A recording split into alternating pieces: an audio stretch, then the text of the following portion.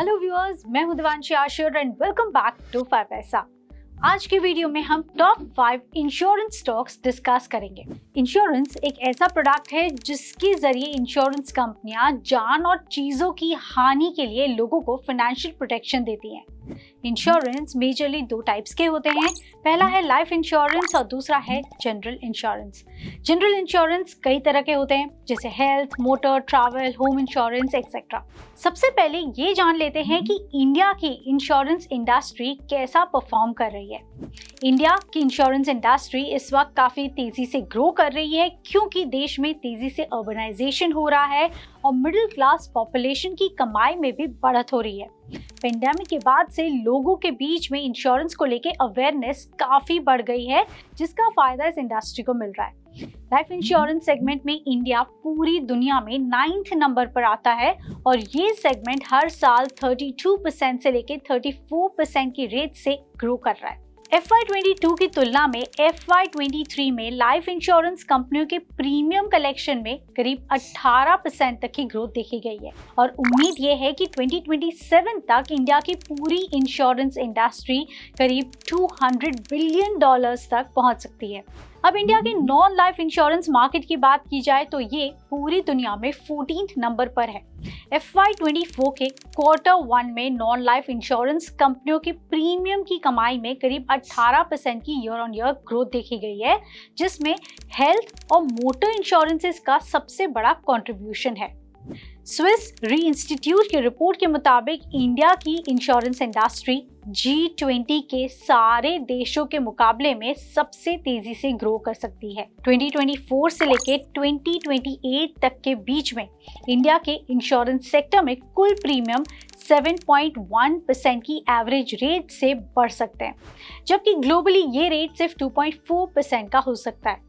और 24 से लेके 28 के बीच में लाइफ इंश्योरेंस सेगमेंट में 6.7% तक की ग्रोथ रेट रह सकती है एंड नॉन लाइफ सेगमेंट की बात की जाए तो करीब 8.3% तक की ग्रोथ बनी रह सकती है, जिसका मतलब ये हुआ कि इंश्योरेंस कंपनियों की कमाई भी काफी तेजी से बढ़ सकती है। एंड वी ऑल नो कि इंडिया में इंश्योरेंस अभी भी काफी अंडर ओन्ड है, इसलिए अगर आप इस बढ़ते हुए इंश्योरेंस सेक्टर के स्टॉक्स में निवेश करते हैं तो आप भी बढ़िया मुनाफा कमा सकते हैं। तो चलिए अब बात कर लेते हैं टॉप 5 इंश्योरेंस स्टॉक्स की।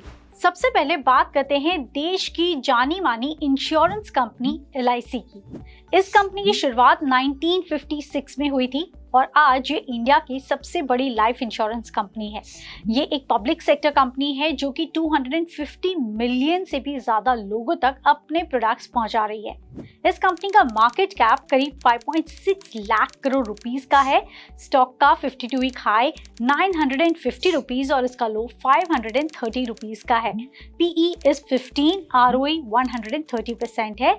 TTM EPS 58.9 रुपीस का है। और अब देखते हैं कि ये स्टॉक का पास्ट परफॉर्मेंस कैसा है। तो स्टॉक ने हाल ही में अपने इन्वेस्टर्स को थोड़ा सा खुश किया है क्योंकि लिस्टिंग से लेके अब तक स्टॉक IPO के प्राइस के नीचे ही ट्रेड कर रहा था।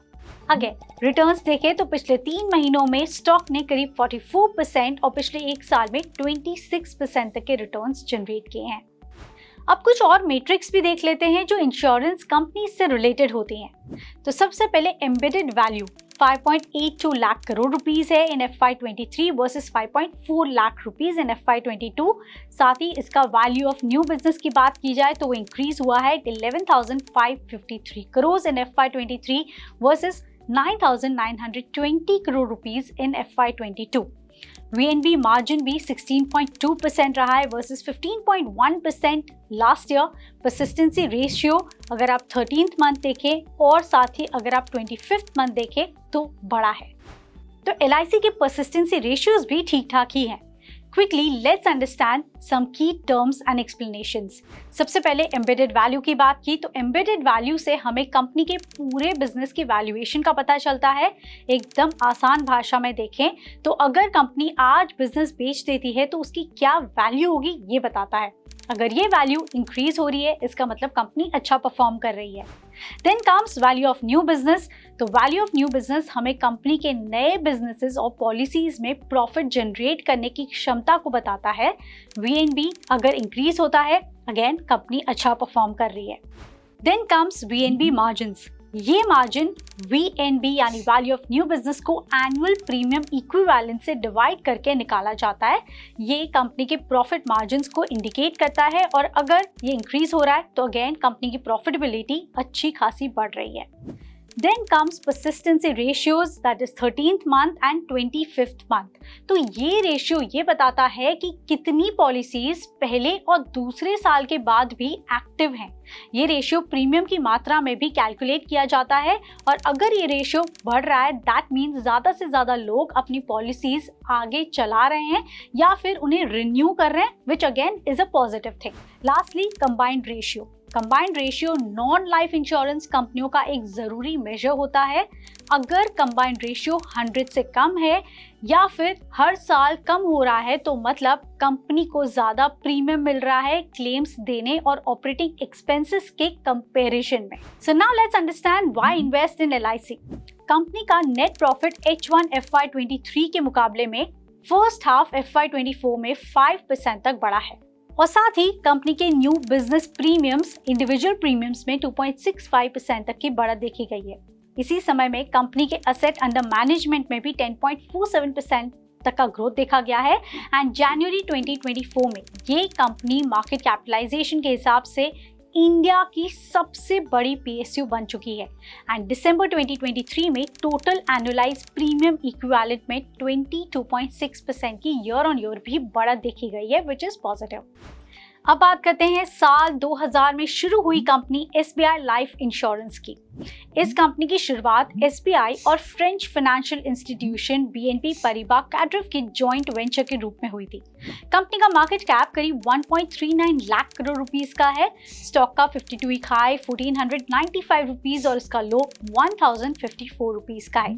PE comes to around 76, ROE 14% है। TTM EPS comes to around 18.4 rupees. Return on share prices देखें तो पिछले 3 सालों में 62% और पिछले 5 साल में करीब 126% तक के रिटर्न्स जनरेट किए हैं। बाकी मैट्रिक्स आपके स्क्रीन पर फ्लैश हो रहे हैं। एम्बेडेड वैल्यू 460 बिलियन थी इन FY23। Value of new business 50.67 billion rupees का था। VNB margins was around 30.1% versus 26% last year and persistency ratio भी इसका ठीक ठाक है। Why SBI Life? तो कंपनी का नेट प्रॉफिट FY23 के Q2 की तुलना में FY24 की Q2 में 0.8% तक बढ़ा है और नेट प्रीमियम इनकम में भी 22% तक की बढ़त रही है। FY23 के फर्स्ट हाफ की तुलना में कंपनी के नए बिजनेस की वैल्यू FY24 के फर्स्ट हाफ में 12% बढ़ी है। दिसंबर 2023 में total annualise premium equivalent that is APE में 20% की ईयर ऑन ईयर बढ़त रही है एंड FY24 के लिए कंपनी ने लगभग 20% APE की गाइडेंस भी दी है, which is positive. The third company on our list today is ICICI Lombard General Insurance. Company के नाम से पता चल रहा है कि ये एक जनरल इंश्योरेंस कंपनी है। ये प्राइवेट इंश्योरेंस कंपनी 2001 में शुरू हुई थी, जो कि ICICI बैंक और फेयरफैक्स फाइनेंशियल होल्डिंग का एक जॉइंट वेंचर है। कंपनी के इंश्योरेंस सेगमेंट्स देखें तो motor, home, health, travel, business and crop segment है।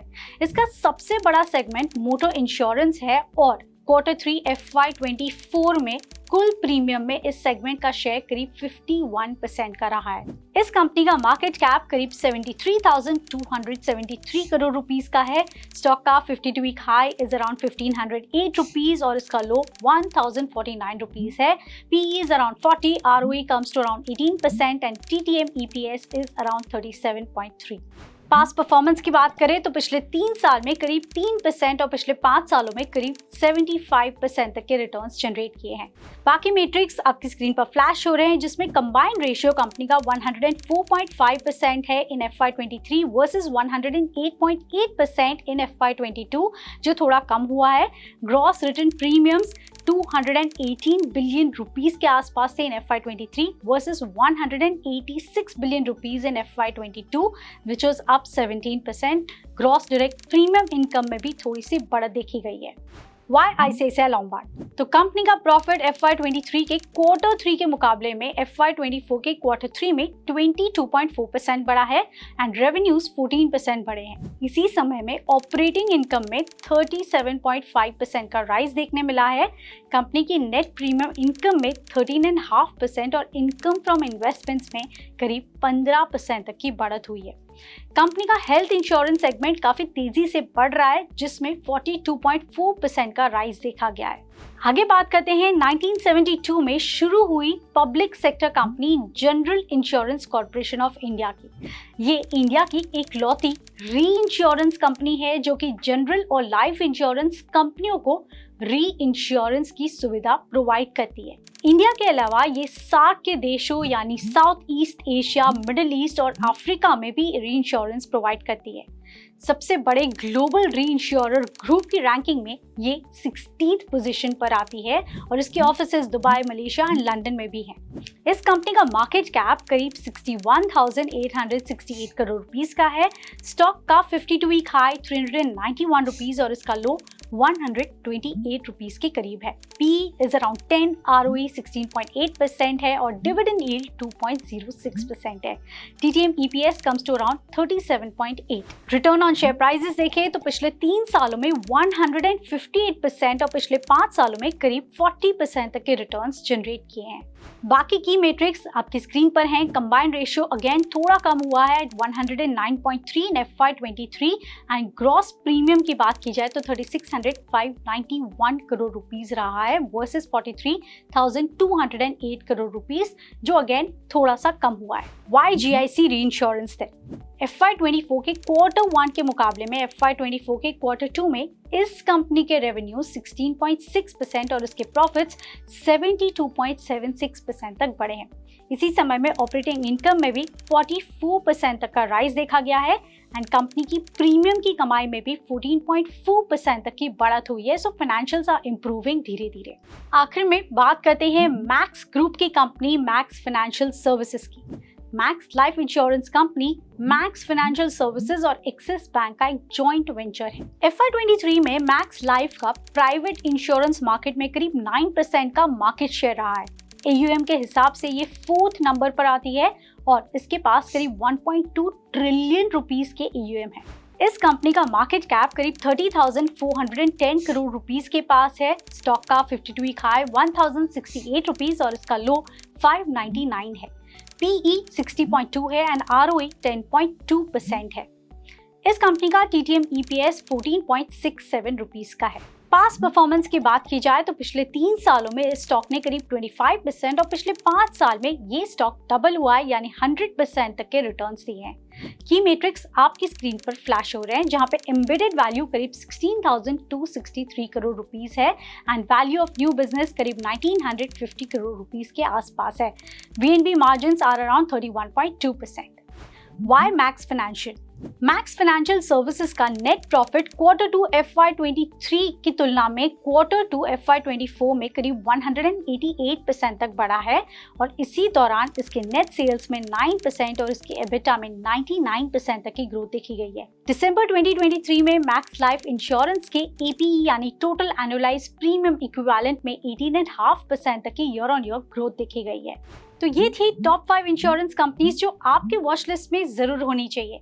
That's all for today। वैसे आपको सबसे बेस्ट इंश्योरेंस कंपनी कौन सी लगती है हमें कमेंट करके जरूर बताइए। वीडियो अच्छी लगी हो तो लाइक और शेयर जरूर कीजिए and don't forget to subscribe to this channel. Thank you for watching and stay tuned.